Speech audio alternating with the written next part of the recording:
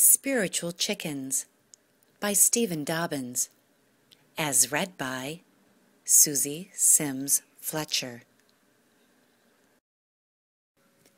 A man eats a chicken every day for lunch, and each day the ghost of another chicken joins the crowd in the dining room. If he could only see them, hundreds and hundreds of spiritual chickens, sitting on chairs, tables, covering the floor, jammed shoulder to shoulder. At last there is no more space, and one of the chickens is popped back across the spiritual plane to the earthly.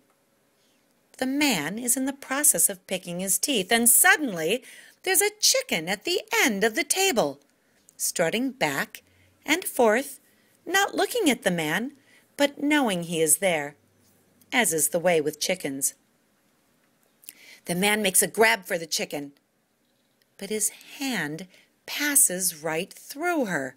He tries to hit the chicken with a chair, and the chair passes through her. He calls in his wife, but she can see nothing. This is his own private chicken, even if he fails to recognize her.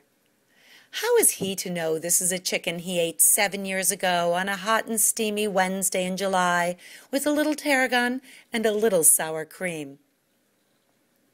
The man grows afraid. He runs out of his house, flapping his arms and making peculiar hops until the authorities take him away for a cure. Faced with the choice between something odd in the world or something broken in his head, he opts for the broken head. Certainly this is safer than putting his opinions in jeopardy. Much better to think he had imagined it, that he had made it happen. Meanwhile, the chicken struts back and forth at the end of the table.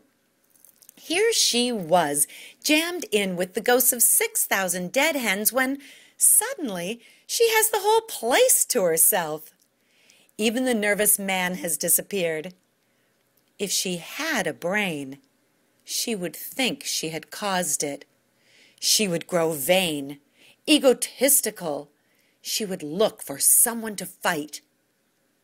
But, being a chicken, she can just enjoy it and make little squawks, silent to all except the man who ate her, who is far off banging his head against a wall, like someone trying to repair a leaky vessel, making certain that nothing unpleasant gets in or nothing of value falls out.